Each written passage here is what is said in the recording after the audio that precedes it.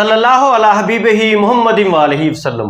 सलाम हो सैयदना मोहम्मद मुस्तफ़ा सल्लल्लाहु अलैहि वसल्लम पर और आपके अहले पाक पर। व्यूअर्स, वेलकम करता हूं आपको आपके अपने चैनल एग्रो कंसल्टेंट, जहां में जिंक के बारे में बात करूंगा। धान की फसल में, चावल की फसल में, राइस की फसल में जो सबसे बड़ी जरूरत है वो जिंक है। जिंक की अगर डोज ऊपर नीचे हो जाए तो हमारी फसल मुतासर हो जाती है।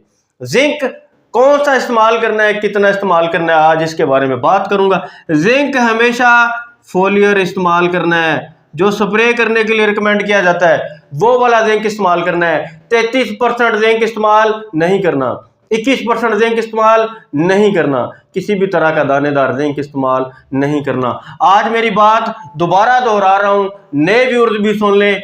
4 माइक्रोन्यूट्रेंट कॉपर, जिंक, फेरस और मैंगानीज दुनिया की किसी भी यूनिवर्सिटी, किसी भी रिसर्च इदारे का रिसर्च पेपर पढ़ के देख लें, इन 4 अज्जा के बारे में। ये जमीन के अंदर इनकी एप्लीकेशन रिकमेंड नहीं की जाती, ये सिर्फ और सिर्फ फोलियर स्प्रे के लिए रिकमेंड किए जाते हैं।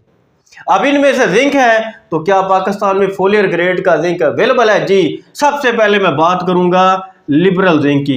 पाकिस्तान की एग्रो कंपनी, जो बहुत बड़ा पाकिस्तान में खाद बनाने वाली कंपनियों में नाम है, एग्रो कंपनी ने सारे दानेदार छोड़ दिए हैं, लिबरल जिंक मार्केट में देना शुरू कर दिए। जी हाँ, स्वात एग्रो पाकिस्तान की एक बहुत बड़ी कंपनी हेडलैंड जिंक के नाम से जिंक दे रही है। ये दोनों जिंक इंपोर्टेड है। जी हाँ, तीसरा जिंक टार्जन कंपनी या फिर फोर ब्रदर के नाम से ये कंपनी जानी जाती है। जिंका के नाम से इनका एक ब्रांड है, जिंका चिलेटेड, ये भी फोलियर ग्रेड का जिंक दे रही। जी हाँ, सरबुलंद पाकिस्तान और एग्रीटेक क्रॉप साइंसेस इस साल मार्केट में अपना प्रोडक्ट लॉन्च कर रहे हैं NKZ के नाम से। इस्तेमाल दोस्त इसे कर चुके हैं, इसके नतायज भी देख लिए होंगे। NKZ आप इस्तेमाल करें।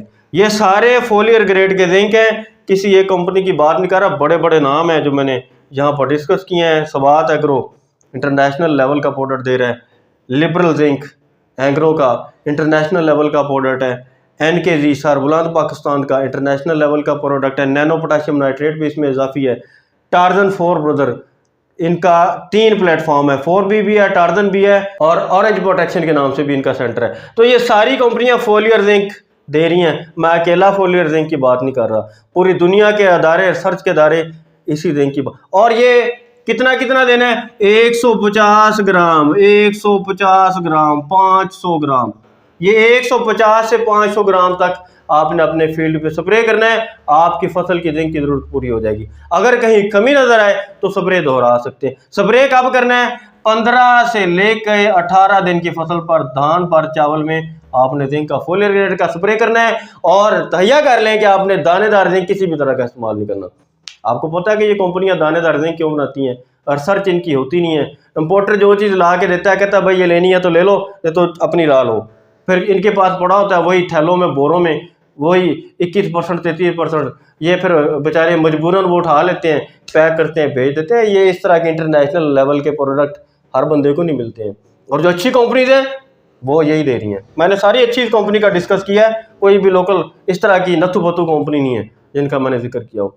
हमेशा फोलियर जिंक इस्तेमाल करें, यही आपकी फसल की ज़रूरत है। मेरा काम था, मैंने अपना ड्यूटी निभा दी, आप तक अपना इल्म पहुंचा दिया, आपको सिफारिशात फराहम कर दी। अच्छी कंपनीज के बारे में अमल करना ना करना आपकी बात है। मैं फिर चैलेंज करता हूं, पूरी दुनिया के लोगों को चैलेंज करता हूं, पूरी दुनिया की कम्युनिटी को चैलेंज करता हूं, मुझे को साबित कर दें कि जिंक को ज़मीन में रिकमेंड किया जाता है। जिंक हमेशा स्प्रे के लिए रिकमेंड किया जाता है। अल्लाह ताला आपका हामी नासर हो। शुक्रिया एहसान, शुक्रिया पाकिस्तान, वस्सलाम।